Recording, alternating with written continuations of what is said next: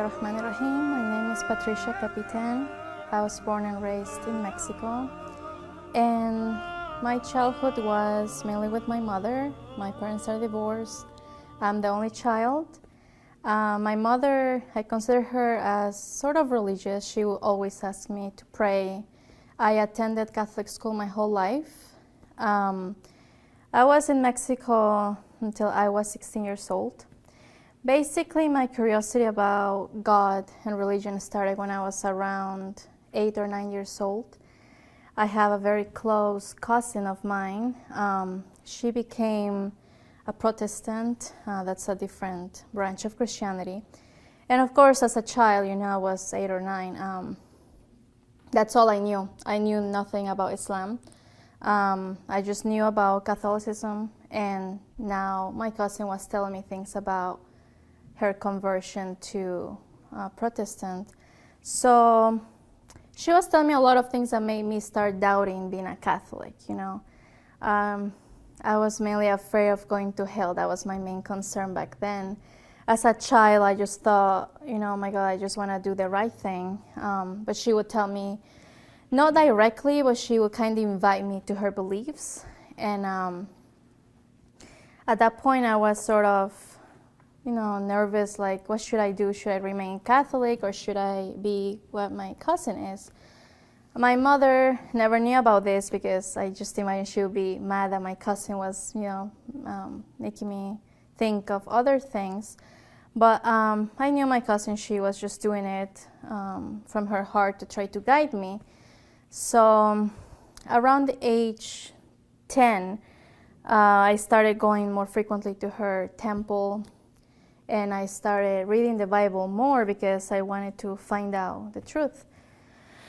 Long story short, in that period of my life, I would just pray to God every night. Every night when I was in bed, I was like, God, I'm very afraid to go to hell. What should I do? Should I stay Catholic, or should I be a Protestant like my cousin? Please guide me. And every night I would ask for guidance, every single night. Years passed. I would go with my cousin to the temple, but I wasn't really feeling what I thought I would feel. Like my heart wasn't really opening to the idea of Jesus being the Son of God. That's actually a concept I never understood throughout my years in Catholic school or being a Catholic. I just never really thought that was, the case. So actually, I kept praying to God, and I wasn't finding an answer. So at one point, I said, God, you know what? I'm not going to be a Catholic, and I'm not going to be a Protestant. I'm not going to be anything, but one thing I know for sure is that I do not want to stop believing in you, because I know you exist. I know you have given me so much. I'm just going to have a relationship with you without calling it something, So I just started to talk to God every day. God, this and that. But I would still keep asking him, like, just guide me, guide me to the right path. I don't want to go to hell or, things like that. I grew up, then at the age of 16, my parents asked me, I was still in touch with my dad because he would financially support us, but he would ask me, oh, would you like to go overseas to study English? I was like, no, but then just something clicked on me, and I was like, okay, yeah, like, how about just 6 months? I don't want to go for a whole year, just 6 months.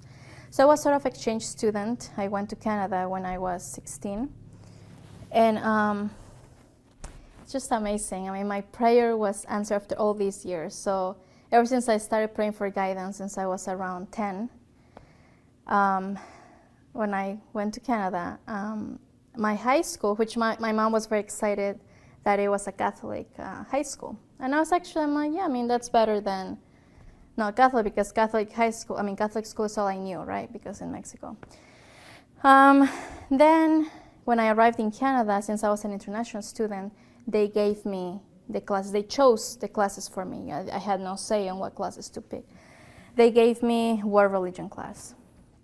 And at that point, I clearly recall, going through the chapters of the book, and when I saw Islam, I just knew right away. I was like, I can't believe there is a religion out there that believes what I believe, that there is one God and that Jesus is not the Son of God. When I started to read the highlights of the book, what it was saying, I just remember dropping my jaw like, I can't believe this is something, because honestly, I had no clue about Islam. In Mexico, you don't see Muslims. At least in my city, there was no Muslims at all. Nobody really talks about it.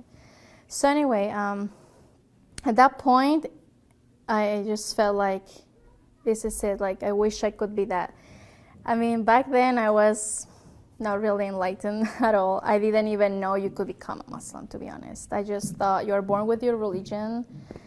But then, as I started reading about it, the teacher would like give tests after each religion chapter. And surprisingly, in Islam, I got 100%.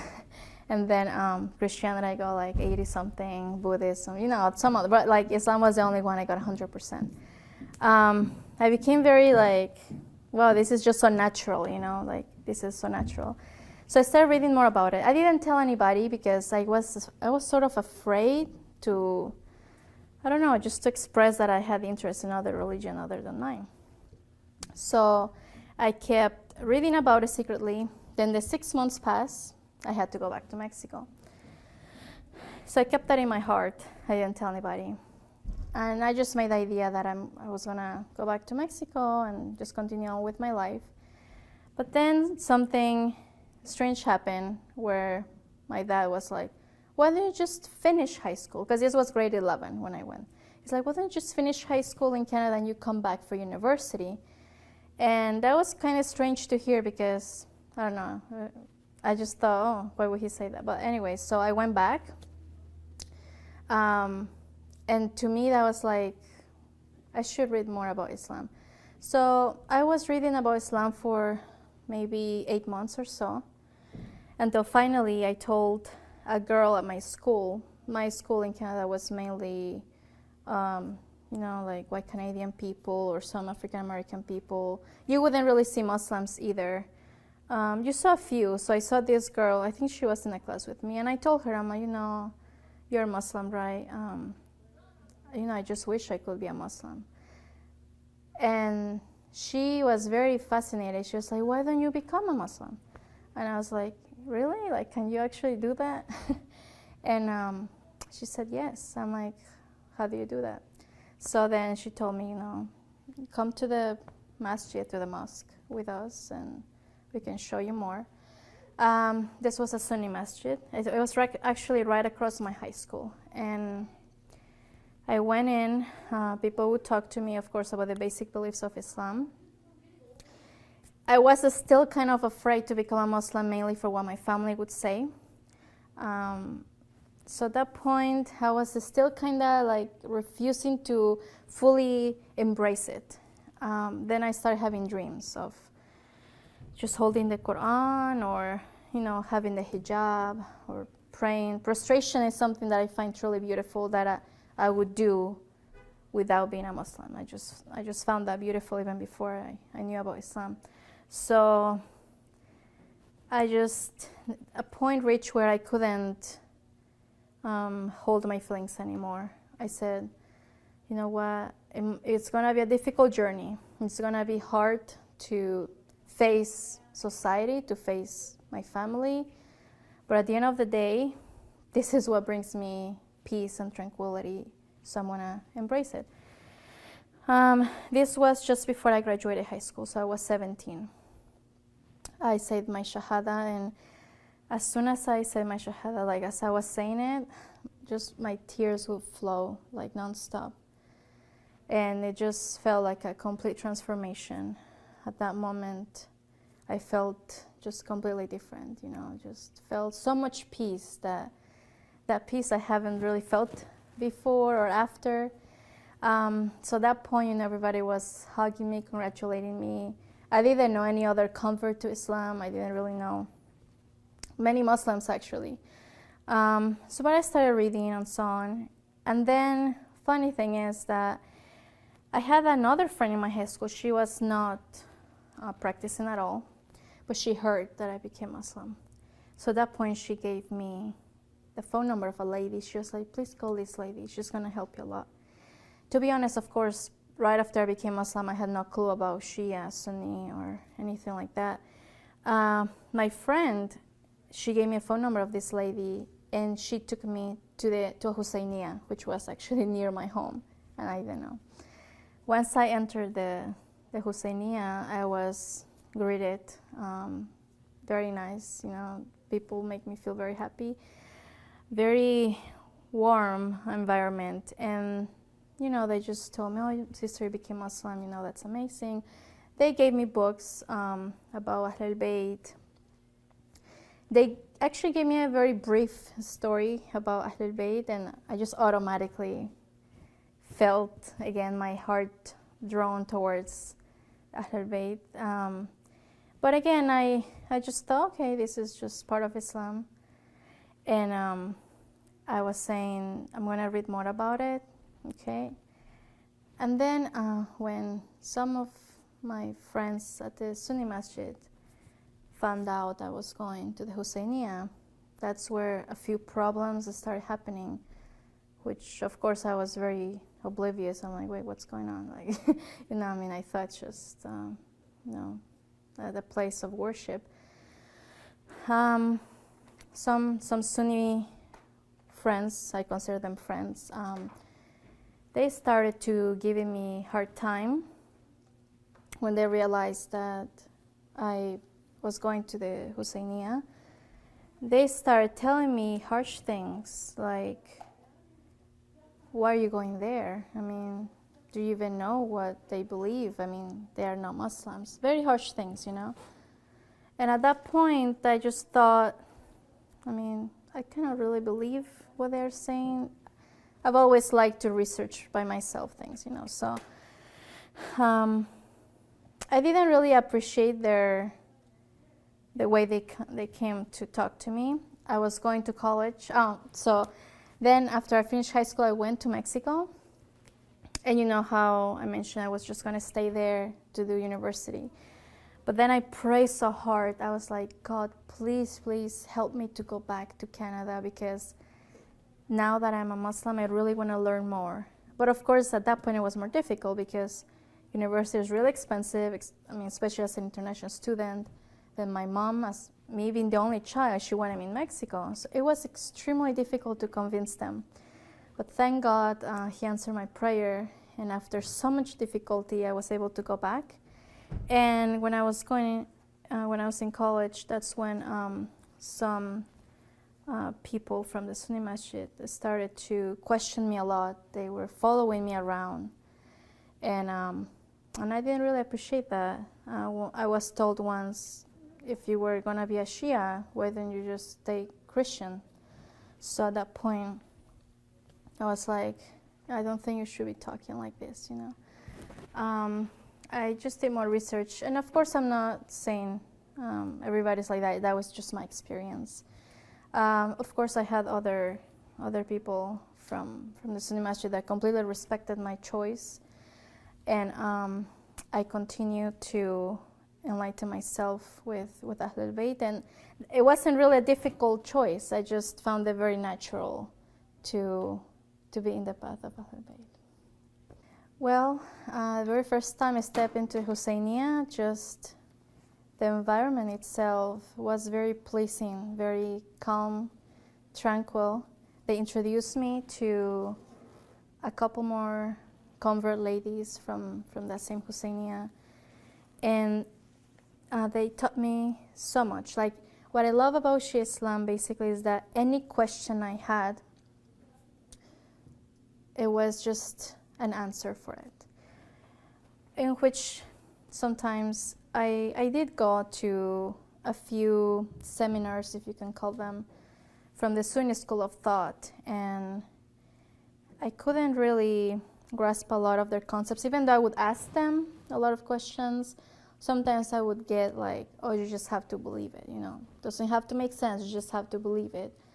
And when I went to Husseiniya and I would be taught about Ahl al-Bayt, just their whole life story, it's just like a divine proof, to me. It was just a proof that Allah, God, gave them the tools or the means to inspire all of us to follow their example. So that was basically what drew me more into Shia Islam, and I just found it very logical. I know a lot of people mention this. I had a lot of friends that have converted to Shia Islam mainly because of that it's a very logical path, that it always has an answer to your questions. My family, after I became Muslim, which was in June 2006, I hid it from them for approximately maybe 4 or 5 months. What I wanted to do, my idea was to be very well equipped with knowledge, so when they were to ask me questions, I was prepared.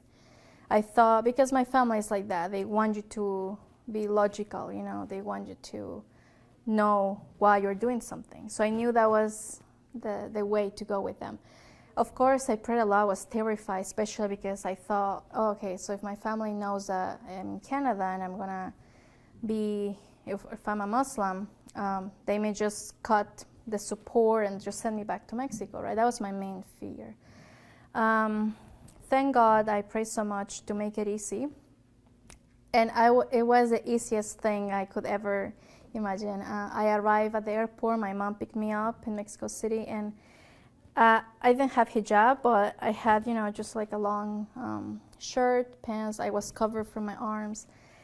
And just something clicked on her. She was like, I think you're Muslim, right? And she knew because I had kind of hinted at her that, Mom, have you ever heard about Islam? Do you know the Ramadan fasting? And of course, she kind of knew because it shows on TV, on the news, when Muslims are fasting and stuff. So she just saw me, and I swear, I didn't have to say anything. She just said, you're Muslim, right? I mean, it's strange because even before I was Muslim, I would always just wear pants and t-shirts. I was not wearing anything else, but she just said it. And I was like, at that point, I started crying. I was like, how do you know? And then she was like, well, just tell me about it. Just tell me you guys believe in Virgin Mary, because that's her main concern. Mexican Catholics are very focused on Virgin Mary. And I told her, of course, we have a whole chapter about Virgin Mary, and I had the Quran with me. We sat at the fast food area of the airport, and I started reading to her some of the chapter of Maryam alayhi salam. So I was reading to her what the Quran says about Virgin Mary, and she told me, she said, that's fine, as long as you guys acknowledge Virgin Mary, I'm happy for your choice. I was like, I couldn't believe it, I swear, because my mom, I always thought she was a difficult person in that sense. In my upbringing, she was always trying to have me very well disciplined. So after that, I told my dad later, like a whole year later, because again, I went back to Canada, so I wasn't really seeing him.